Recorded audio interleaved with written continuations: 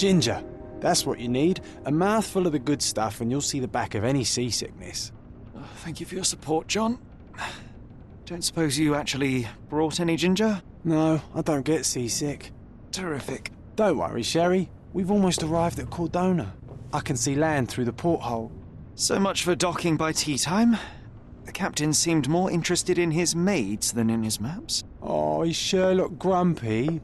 Cheer up. We're back where we grew up. It's exciting. What's changed? What's the same? Ugh. I'm starting to question whether the weeks-long journey was worth it. Travelling all this way, enduring this indignity simply to visit a grave. Even if it is my mother's. Ah, that's just Mycroft's nonsense, still rattling around in your head. Try to forget what he said. I have. I believe it was that this is a performative farce, a feeble excuse to avoid responsibilities, and that there was nothing to be gained from it. You needed to do this. Enough of the self-pity and doubt. So we're a little late. What of it? We'll retire to the hotel and visit her in the morning. It'll be worth it. Thank you, John. And if you want to notify the captain's wife of his indiscretions, I will not stand in your way. Ah, at last. I'm quite ready to get off this cursed boat. Come on. We'll go together.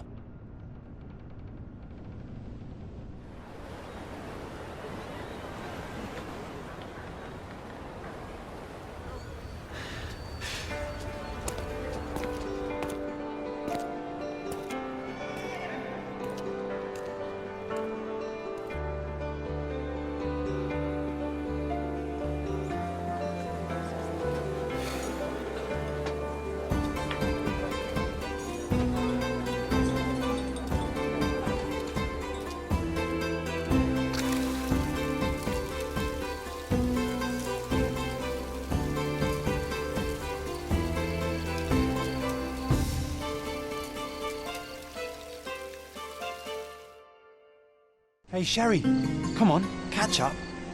Yes, yes.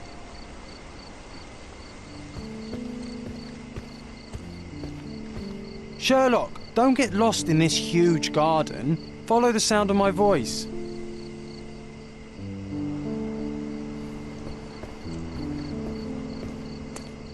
Welcome to Il Palazzo de Lusso, sir.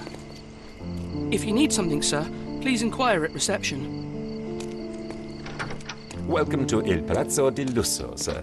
We just need your signature. There you are. Ah, Mr. Holmes. Yes, we have room 221 prepared for you. I see it was reserved for 2 people. Would you like a second key? Oh, no, I think we'll stick together. Very good. Rooms are upstairs, sir. Welcome to Cordona. Hurry up, Sherlock. I want to see our room. I hope there's a balcony with a view. Hurry up, Sherlock. I want to see our room. I hope there's a balcony with a view.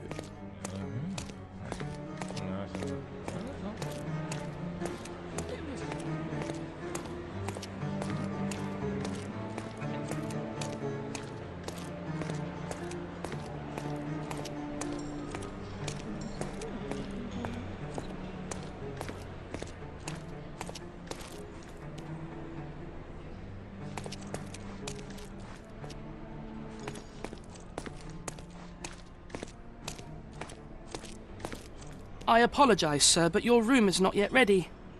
Perhaps, in the meantime, you would like to relax in the foyer?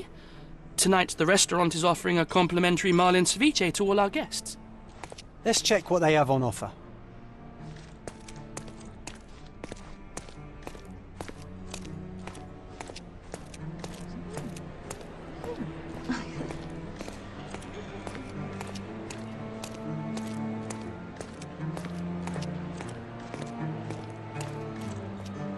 If seafood's not to your taste, everyone loves Benedict's batch. Our poached eggs with hollandaise sauce. Hey, Sherry. Just our luck.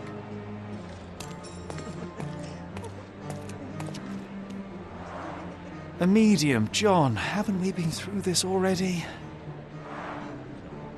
Come on, it's not like we've got anything better to do.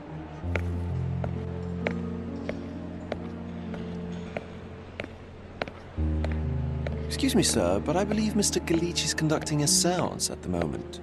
Perhaps you'd care to have your portrait drawn while you wait? Why? Pardon me? Why should I sit for a portrait? Sir, it's art. It doesn't need a why. It is its own justification. All things require justification, be they objects, systems, or beliefs. How about art as the lens through which we see the truth of the world? That's backward. Truth is not subjective and not complicated. It's just the truth. It either is or it isn't.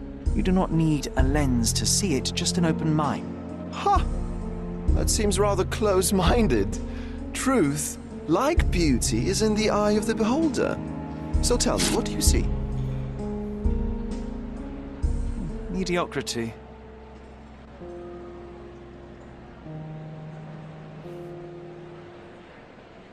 Come now, Sherry, what did he do to deserve that? The servant mentioned ceviche at the bar, Sherry. You should grab us some, and I'll find us a table. I'm starving.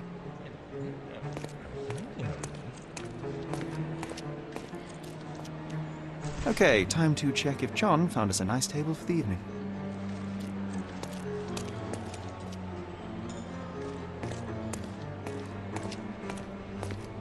Sherry, I'm over here with my new Ursine companion. Cordona's even quieter than I remembered. It's going to be a long evening. Ah, come now, Sherry. What say we amuse ourselves with a little game? What were you thinking? Oh, promise me it isn't nonsense. After being cooped up on that boat, I am itching for activity. No. As you can see, someone left a cane on our table. I simply thought you could identify its owner. Ah, so it is nonsense. It'll take me a minute, John, at most. Well then, you can deliver it to him as well. Deliver it to him? Then what are the staff here for? Aesthetics? Stubborn, Sherry, too stubborn. You wanted something to do. Slapping oneself in the face is also something to do. That doesn't make it worthwhile. But all right, let me take a look.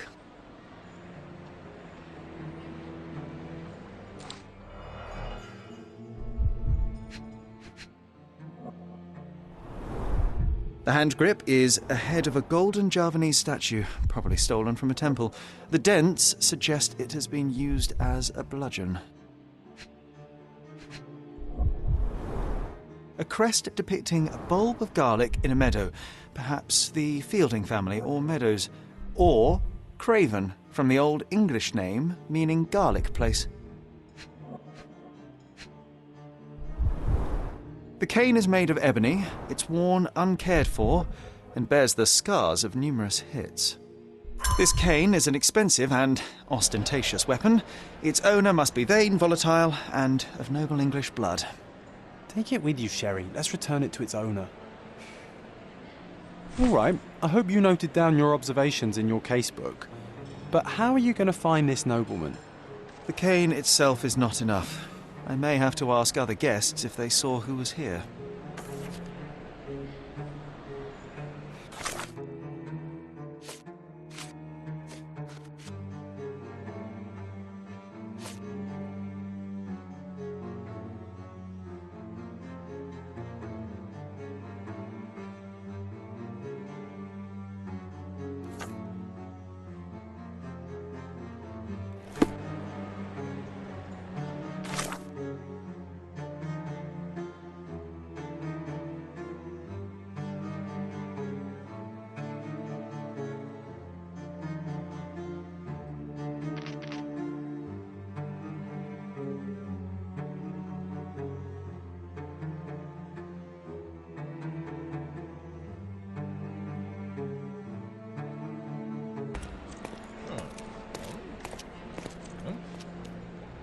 Do you know anything about this? Friend, you're lucky there is something I know about this.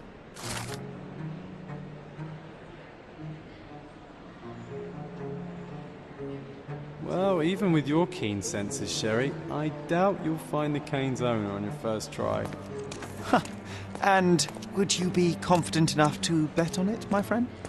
Why not? Let's see how good you really are. I didn't see the owner, Sherry, so I can't help you find him.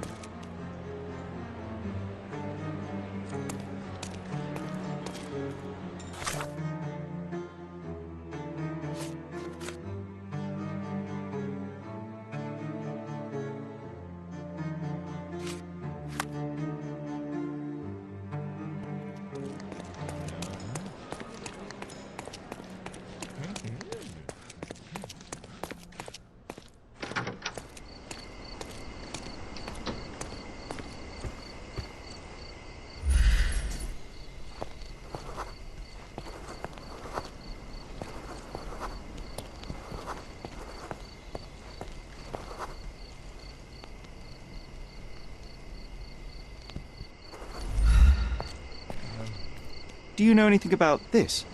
My dear fellow, you're talking to the right man.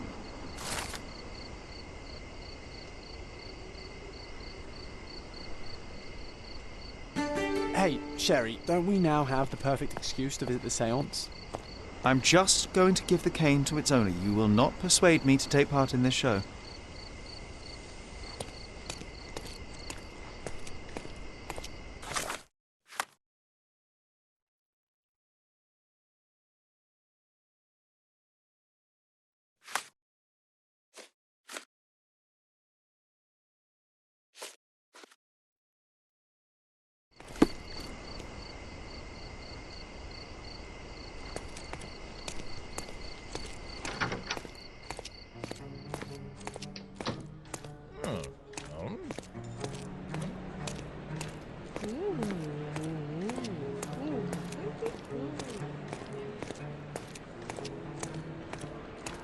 Come on, if you hurry, perhaps we'll see the ghost.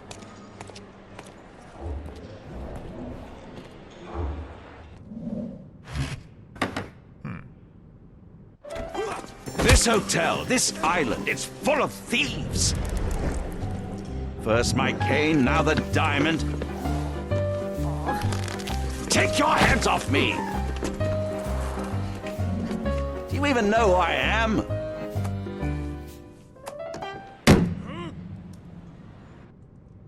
Hey, boy! That's my cane! I get that a lot. It's a very common design. What? No, that's a custom-made... A joke. A joke. It was left at my table in the restaurant. I thought it deserved to be returned. Well, I'll be... It is rare to encounter a straight-fingered true penny these days. What a gentleman. But I must ask, how did you know I was the rightful owner?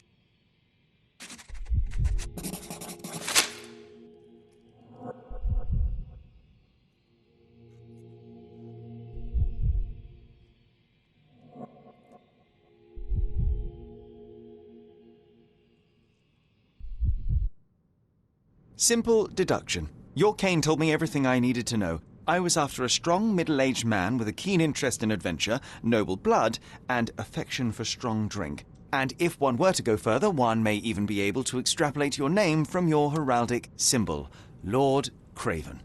Marvelous. Simply marvelous. That's me, Lord Andrew Craven.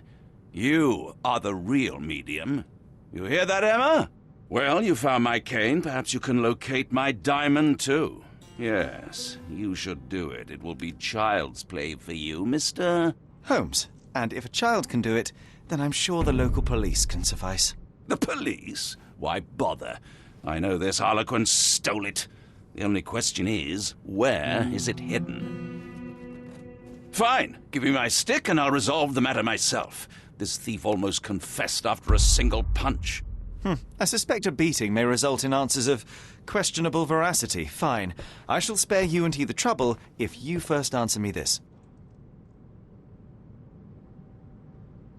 How does a priceless diamond become the subject of a séance? It is an unusual accoutrement. Emma wished to speak with its former owners. My grandfather told us it belonged to a Rajah, an Indian king. So you were summoning long-dead Indian royalty and, pray tell, you were expecting him to converse in English? To be frank, Mr. Holmes, I don't believe in ghosts. But Emma was fascinated by the idea of meeting a real king, even a dead one. Well, a crown is a crown. Can you describe the stone itself? A yellow diamond, not less than 100 carats, and perfectly egg-shaped. There is not another like it. You insist the medium robbed you during the séance. But what occurred exactly? It was a dirty trick. We were sitting here in the dark, chanting and holding hands, as expected. Then something began to appear from the medium, like a cloud or a bubble. The swindler called it ectoplasm. Ah, yes. Common in the spiritualist trade, and quite the spectacle. Indeed, perhaps too much. My beloved Emma screamed in horror, and I stood to defend her, attacking that cursed ghost. How brave. But my hand hit nothing. The medium jumped away from me, and Emma fainted. I lit the candle, and the diamond was gone. Stay here, and don't touch anything. I'm going to investigate further. Don't fret, I'll be keeping a close eye on this thief.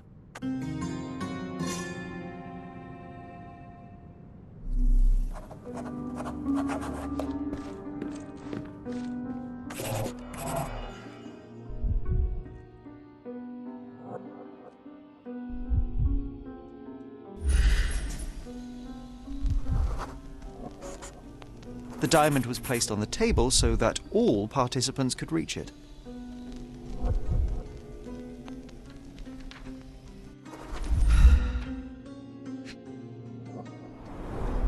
This must be the ectoplasm. Too bad there's not enough for a proper chemical analysis. Ectoplasm.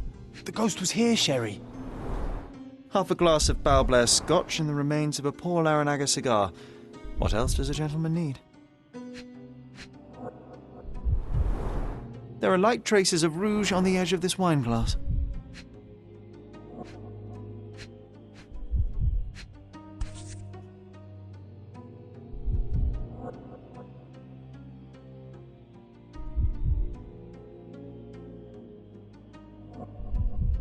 This brooch is old and cheap, but the moth design has its charms.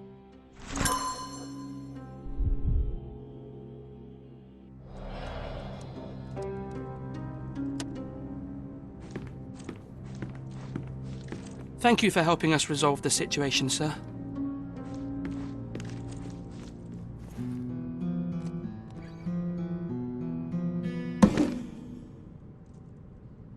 What happened here? I don't know. The ghost. I summoned it as usual, but then it all went wrong. The lady screamed and pointed at Lord Craven. And there was a shadow. Such a mystical force. It terrified the lady. And it must have taken the diamond. Who else could have? Do you feel the presence of any supernatural entities at the moment? Are you joking, sir? My nose is broken, this maniac wants to kill me, and you're asking about the spirits? I suppose this can wait. I will investigate, and the culprit will be identified. But this stubborn brute Lord Craven blames me right now. As if I could do something like that. Perhaps you can reason with him? Please? Seems like you're ready to delve into your mind palace, Sherry. I'm sure you'll make some good deductions.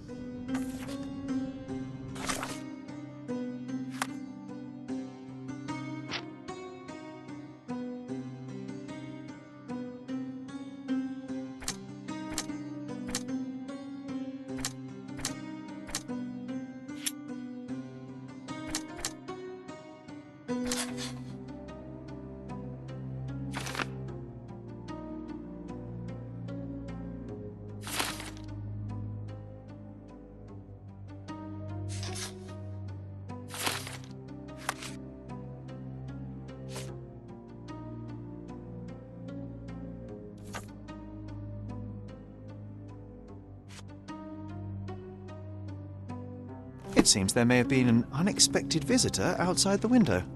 I hope it was the ghost of the Raja.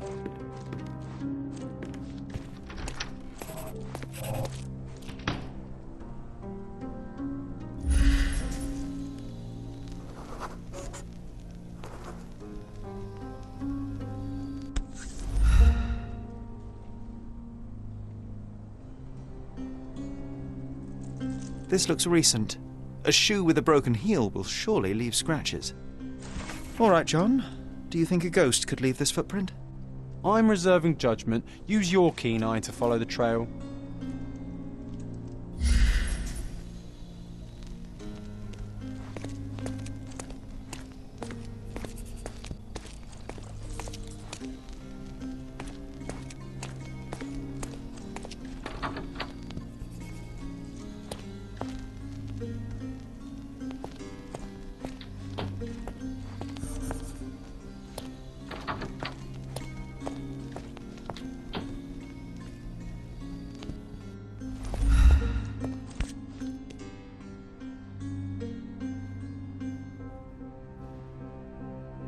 Rose Moore. All the maids in the hotel wear this exact shoe. Size 4 with a broken heel. So, definitely not the ghost of a Raja? Unless... No, what a shame. Our witness was a nosy maid. Searching the entire hotel could be difficult. Perhaps the other maids can help us find her.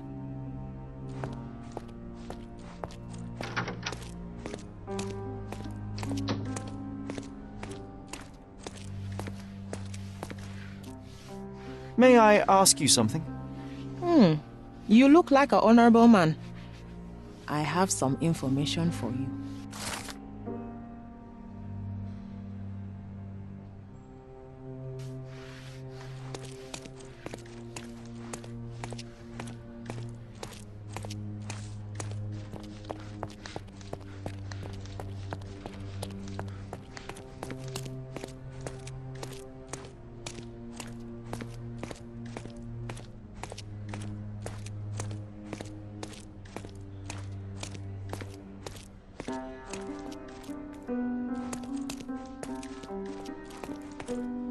Are you able to help me? I can't help you with that, sir.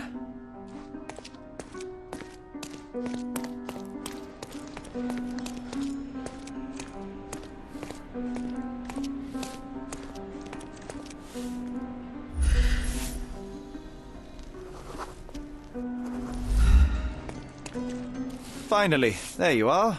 One would think a maid would be easy to find in this place. I'm sorry, sir. Do you need more towels? No. You are the maid who saw the ghost in the seance room, yes? How did you know? Simple. You changed shoes after breaking a heel while fleeing the scene. I'm sorry, sir, but if I may ask, who are you? A precious diamond was stolen during the seance. Lord Craven entrusted me with its recovery. I'm sorry, sir, but we are forbidden to discuss the private matters of our guests. Are you also forbidden from peeking into private rooms, Miss? Saletta. Lucia Saletta, sir. Tell me, Miss Saletta, what would your manager say if he knew you were spying on guests? Oh, please, sir, don't tell him. I have a family. I need this work. I won't, but only if you answer my questions truthfully. And don't play coy. I can tell. Describe what happened during the seance. A lady and two gentlemen were sitting at a table, touching their hands to something. The medium started to whisper and chant, and a ghost appeared. A ghost? You're confident? It was unearthly, sir. It grew from the medium's chest. A glowing cloud or a bubble. I pressed closer against the window to see better. And the lady saw you? How did you... Yes! She screamed and pointed, so I hurried to escape, and I broke my heel. But I did see the ghost. A sickly, evil thing. And that's all you can tell me? Did you see any of what happened next? The medium, Mr. Galici, he was doing something with the ghost. He grabbed at it like he was trying to catch it. And then I ran. I suppose I should be grateful you endured these horrors for such a long time. All right, I have your account memorized. Good day. Oh, you scared the poor girl, Sherry. Did she really deserve that? We all got what we wanted. She talked. I stay silent. Oh, let's get back to the crime scene. I always love seeing you explain simple things to simpletons.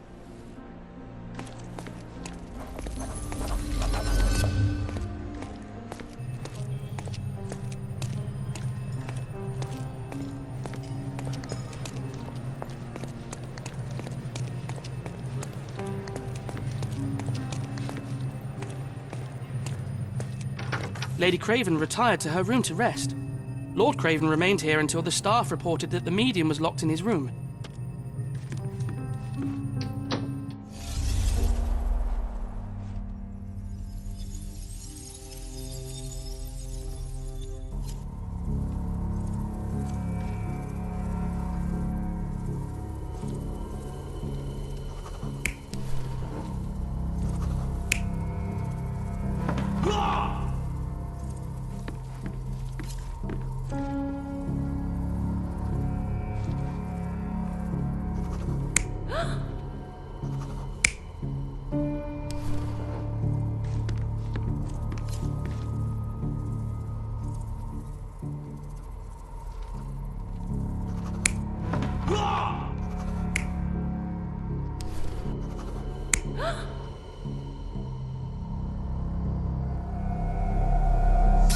It all began when the lady screamed and pointed at the window. Lord Craven jumped up, ready to face anything, ghost or human. The medium shrank back in dismay. He was not expecting such a reaction and had to quickly hide the ghost. The lady was the only one left touching the diamond, at least until she fainted.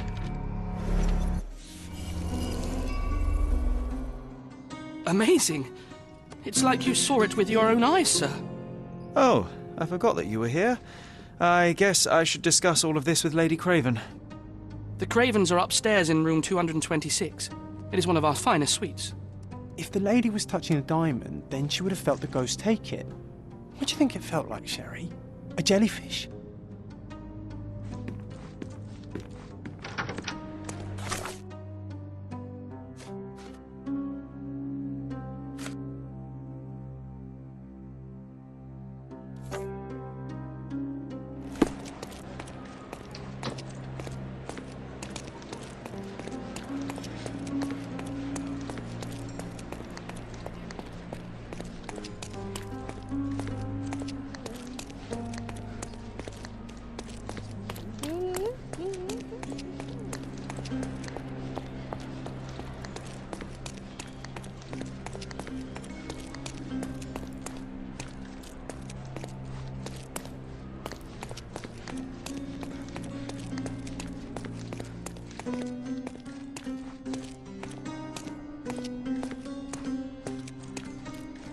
Lady Craven is not who she seems. Remember?